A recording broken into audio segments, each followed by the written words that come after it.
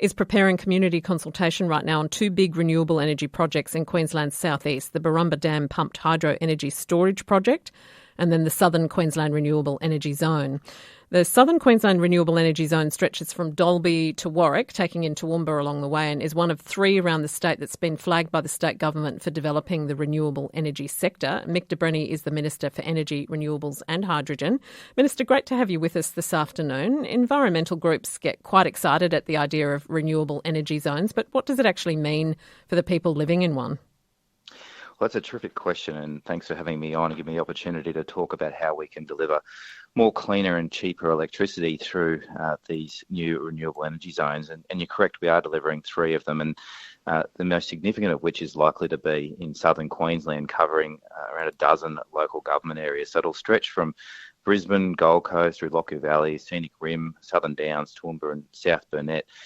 And it's an area in which we know that we've got really valuable solar and wind resources. In fact, a registration of interest process last year identified around 72 projects that could deliver significant renewable energy into the Queensland grid, about $30 billion worth of potential investment. But ultimately what it means for people who live in those communities is that they'll see economic activity and things like solar farms, wind farms, and potentially a small amount of transmission lines. And so with that investment and with that infrastructure, we want to understand what those local communities, small businesses, manufacturers of renewables and hydrogen components want to be able to gain from this process. And it's really exciting because it is the first time in our nation's history that communities will be able to have their say on how renewable energy projects and energy infrastructure like this are developed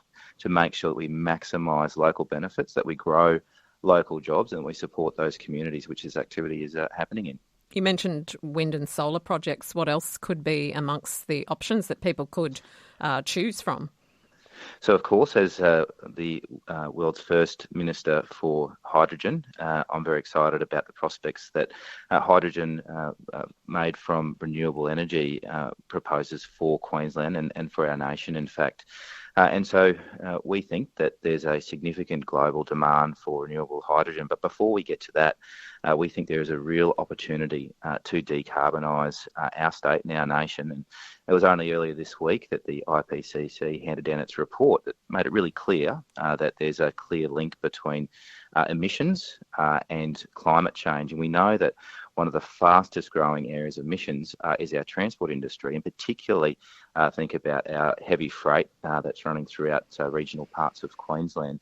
Our plan is to support the decarbonisation of that industry through renewable hydrogen. And so we're supporting projects that will make that renewable hydrogen close to where those freight routes are and where users of those trucks and other heavy machinery exist as well, so that can start to switch out of products like diesel into the near term.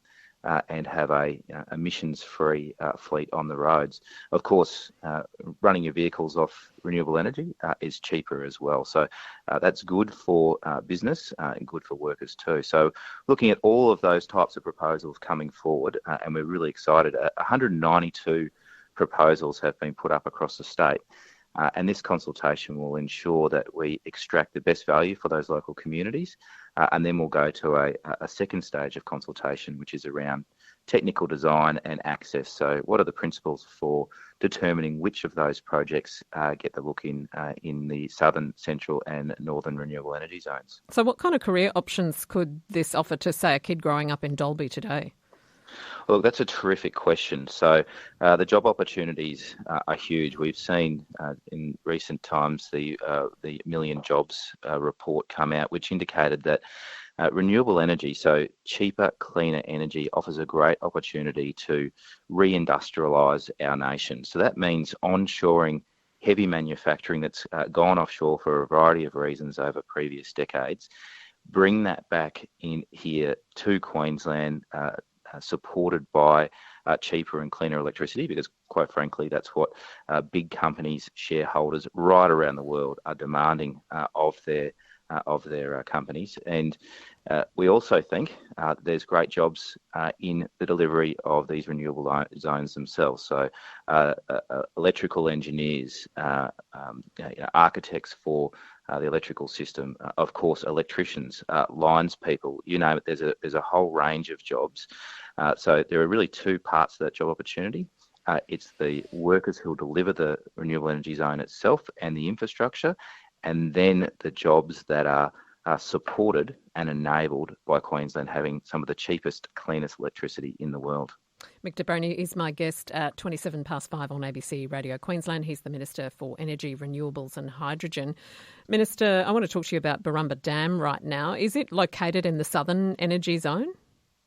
Well, it's just between the southern renewable energy zone and the central renewable energy zone, but it is very close to one of the most significant load of the entire electricity network, which is, of course, the southeast Queensland. So taking into account Brisbane, the Sunshine Coast and Gold Coast. And that very exciting project, which is a 1 gigawatt 24-hour pumped hydroelectricity facility, will be Queensland's largest. Just to put it into some scale, the largest we have at the moment is the Wivenhoe 570 megawatt power station, and this will be at a gigawatt, so significantly more than that. Not quite as big as the Snowy scheme, but it will be 5 times larger than the Hornsdale battery, which is currently the largest lithium-ion battery in the world. So a very significant project that will help us firm those renewable energy zone generators, so the wind and solar that's coming in from those zones, feeding into the grid.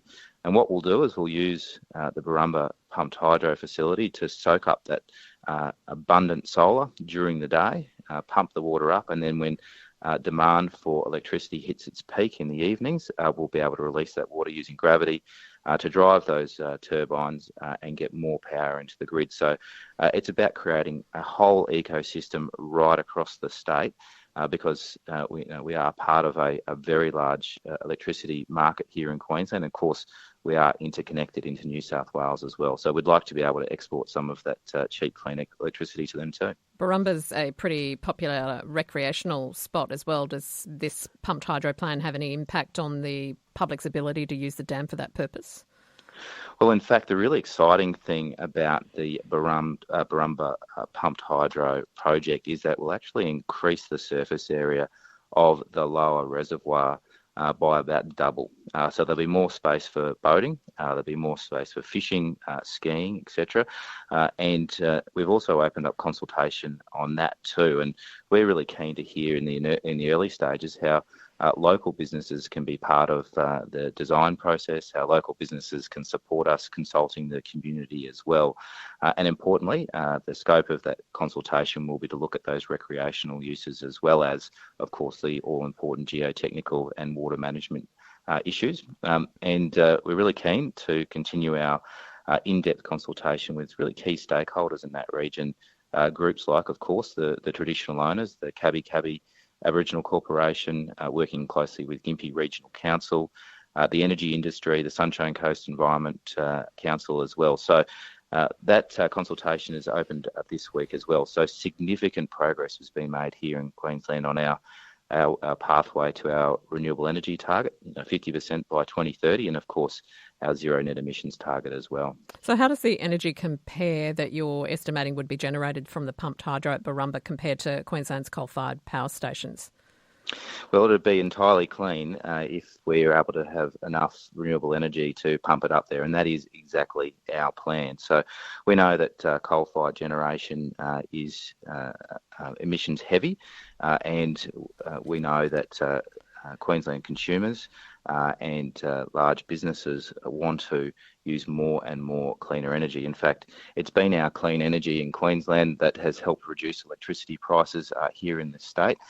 They remain some of the lowest in the country. Certainly our wholesale electricity but Minister, is the lowest in the country. Will the pumped hydro generate as much as one of our existing coal-fired power stations? Well, it's 1 gigawatt at 24 hours. And so as long as we're able to fill that each day, and release it over the course of the following day, then it would deliver as much as one of our large coal-fired power stations. So 1,000 megawatts over 24 hours. There are a number of coal-fired power stations that are larger than that, but it's fairly equivalent to a reasonable sized coal-fired power station. What we know is that demand for electricity in Queensland is not going down. In fact, it's going up.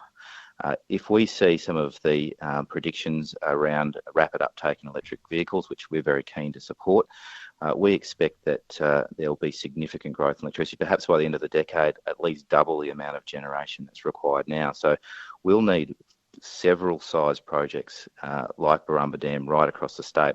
We've considered a range of locations, but we think Borumba, because of its topography, its location close to the demand load of the capital of Queensland, is best placed, and it's the most sensible pumped hydro facility to go with first. So providing this progresses, how long before it happens? Well, we're going out to tender for all of those important services, those professional services, including community consultation now. We expect that those tenders will be resolved by the end of the year for Borumba, and then the consultation will be happening closely with the community. A project like this, in terms of its construction phase and commissioning, probably take about 4 to 5 years. I'm working as hard as I can with my department to see this in operation later this decade, but this is intergenerational infrastructure. It will be around for more than a century. And we'll be progressing consideration of other projects like this, including building out our renewable energy zones simultaneously. So there's going to be plenty of work available for everybody in renewable energy and in the electricity sector generally over the course of the next decade. We need more electricity, we need more cleaner electricity, and renewables here in Queensland is how we'll bring back manufacturing to Queensland and Australia. So how do the community consult with you over this project? Where do they go? Okay, so for the Queensland Renewable Energy Zone survey, I think the best way for listeners to find that is to simply go to their search engine and search QREZ, so that's QREZ survey, and that'll take them to that webpage. And for the Borumba Pumped Hydro project, the simplest way to find it would be to go to the search engine and enter in Borumba Hydro Tenders. That's Borumba Hydro Tenders.